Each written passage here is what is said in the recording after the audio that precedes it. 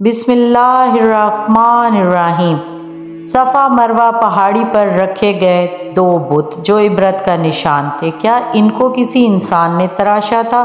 یا یہ کوئی انسان تھے اور ان سے کوئی ایسا گناہ کبیرہ سرزد ہوا تھا جس کے عوض میں اللہ تعالیٰ نے انہیں انسان سے پتھر کا بنایا؟ یہ لوگ کون تھے؟ یہ دونوں ایک ایسے انسان تھے جنہوں نے بیت المقدس میں زنا جیسے جرم کو کرنے کی ہمت کی، اور اللہ تعالیٰ نے ان دونوں کے جسم کو پتھر کی مورتیوں میں تبدیل کر دیا۔ اصاف بن یالا اور نیلا بنت زید دونوں قبیلہ بنو جرہم کے مرد اور زن تھے اور یمن شہر کے رہائشی تھے۔ نائلہ ہمیشہ فحش لباس پہن کر اپنے گھر سے باہر آتی اور بازار میں چلتی، اور اس کے پیچھے ہمیشہ مردوں کی بھیڑ رہتی اور ہر مرد اس کے ساتھ تعلقات قائم کرنا چاہتا تھا۔ یہی منظر قبیلے کے سردار کے بیٹے نے دیکھا جس کا نام اصاف تھا، اور وہ اس کی محبت میں مبتلا ہو گیا۔ ان دونوں میں اس قدر محبت انتہا پر تھی کہ ایک دن شیطان کے بہکاوے میں آ کر ان سے ایک ایسا گناہ کبیرہ سرزد ہوا کہ یہ زنا کرنے لگے اور اس جرم کو بار بار دہرانے لگے۔ زنا کرنے کے بعد یہ خوشی محسوس کرتے اور ان کو جب بھی اکیلے میں موقع ملتا یہ اس گناہ کو سرزد کرتے۔ لیکن ایک دن جب قبیلے والوں کو ان کی اس حرکت کا پتہ چلا تو انہوں نے ان دونوں کا آپس میں ملنا بند کر دیا، لیکن یہ کہاں باز آنے والے تھے۔ انہوں نے اس کا کوئی اور حل ڈھونڈا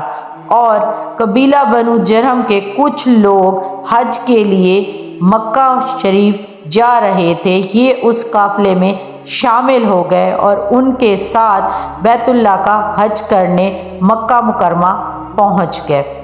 مکہ مکرمہ پہنچ کر ان لوگوں نے جو زیارات ان لوگوں نے کی ان کے ساتھ وہ سارے زیارات کی، اور ایک دن جب دیکھا کہ خانہ کعبہ کے پاس کوئی بھی نہیں ہے، اس بات کا فائدہ اٹھاتے ہوئے یہ دونوں خانہ کعبہ کا دروازہ کھول کر خانہ کعبہ کے اندر داخل ہوئے اور زنا کرنے لگے۔ اللہ تعالیٰ کو ان کی اس حرکت پر بہت غصہ آیا اور زمین و آسمان کانپ گئے، سمندر پھوٹ پھوٹ کر ٹھاٹھے مارنے لگا، اور اللہ تعالیٰ نے ان کے اس گوشت پوشت کے جسم کو سزا کے طور پر پتھر کا بنا دیا اور فوراً ان کی وہیں روح قبض کر لی۔ تھوڑی دیر بعد جب قبیلے کے لوگ آئے اور انہوں نے دیکھا کہ خانہ کعبہ کا دروازہ کھلا ہوا ہے، جیسے ہی وہ اندر داخل ہوئے یہ دونوں بدبخت برہنہ حالت میں پتھر کے بنے کھڑے تھے، اور ان لوگوں نے ان پر لعنت بھیجی اور فوراً ان کو خانہ کعبہ سے نکال کر باہر زمین میں گاڑ دیا نشان عبرت کے طور پر، اور کچھ عرصہ یہ وہیں رہے۔ بعد میں عرب کے لوگوں نے ایک کو صفا اور دوسری کو مروہ پہاڑی پر رکھ دیا اور یہ نشان عبرت ماننے لگے۔ عرب میں جو بھی حاجی آتا وہ ان کو جوتے مارتا، اور یہ روایت کچھ صدیوں تک جاری رہی۔ اس کے بعد جو بھی حاجی آتا، عرب کا کوئی بھی شخص صفا مروہ پہاڑی پر جاتا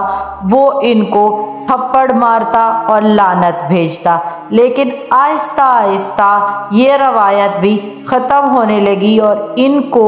ہاتھ لگانے کی روایت شروع ہو گئی، اور عرب کے لوگ زمانہ جاہلیت میں اتنے ڈوب گئے کہ وہ ان کو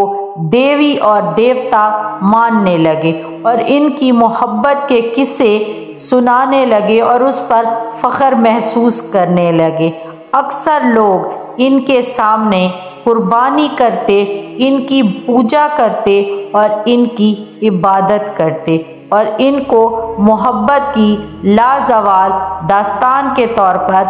پیش کرتے۔ ایک دفعہ حضرت زید بن حارث سے روایت ہے، وہ فرماتے ہیں کہ میں رسول اللہ صلی اللہ علیہ وآلہ وسلم کے ساتھ مکہ مکرمہ حج کو پہنچا اور میں نے ایک بت کو ہاتھ لگایا۔ جب رسول اللہ صلی اللہ علیہ وآلہ وسلم نے یہ منظر دیکھا تو انہوں نے مجھے سختی سے منع کیا کہ اس کو ہاتھ مت لگاؤ، لیکن میں نے دل میں سوچا کہ ایک دفعہ ہاتھ لگا کر دیکھوں آخر ہوتا کیا، اور جیسے ہی میں نے دوبارہ بت کو ہاتھ لگایا، رسول اللہ صلی اللہ علیہ وآلہ وسلم نے دوبارہ ڈانٹ کر مجھے منع کیا کہ ان کو ہاتھ مت لگاؤ۔ میں قسم کھاتا ہوں کہ اس دن کے بعد میں نے کبھی کسی بت کو ہاتھ نہ لگایا، اور رسول اللہ صلی اللہ علیہ وآلہ وسلم نے اپنی زندگی میں کبھی کسی بت کو ہاتھ نہیں لگایا تھا، اور اللہ تعالیٰ نے ان پر علم نبوت نازل کی اور ان کو نبوت سے سرشار کیا۔ اس کے بعد جب اسلام کا غلبہ ہوا اور رسول اللہ صلی اللہ علیہ وآلہ وسلم مکہ شریف کو فتح کر کے وہاں پہنچے تو رسول اللہ صلی اللہ علیہ وآلہ وسلم نے وہاں پر موجود چھوٹے بڑے جتنے بھی بت تھے ان کو اپنے بھائی امام علی کی مدد کے ساتھ توڑا، اور ساتھ میں یہ کلمات بھی دہرائے کہ حق آ گیا اور باطل مٹ گیا۔ اور اس کے بعد رسول اللہ صلی اللہ علیہ وآلہ وسلم نے اپنے مبارک ہاتھوں سے جا کر نائلہ اور اصاف کے بت کو بھی توڑ ڈالا، اور اس طرح سے مکہ مکرمہ بتوں جیسی نجاست سے پاک ہو گیا۔ امید کرتی ہوں یہ کہانی آپ لوگوں کو بہت ہی سبق آمیز لگی ہوگی، کیونکہ دوستوں گناہ چھوٹا ہو یا بڑا ہو، گناہ گناہ ہی ہوتا ہے، اور خاص کر جب کوئی گناہ بیت المقدس میں کیا جائے تو اس کی سزا بہت بڑی ہوتی ہے۔ جس شخص نے بیت المقدس کی بےرحمتی کرنے کی کوشش کی، اللہ تعالیٰ نے اس پر عذاب الہی نازل کیا اور اس کو تباہ اور برباد کر دیا۔ امید کرتی ہوں ویڈیو پسند آئی ہوگی، پسند آئی ہو تو دوستوں کے ساتھ شیئر کر کے چینل کو سبسکرائب کرنا مت بھولیے گا۔ ملتے ہیں ایک ایسی ہی انفارمیٹیو ویڈیو میں، مجھے دعاؤں میں یاد رکھیے گا۔ تب تک کے لیے اللہ حافظ۔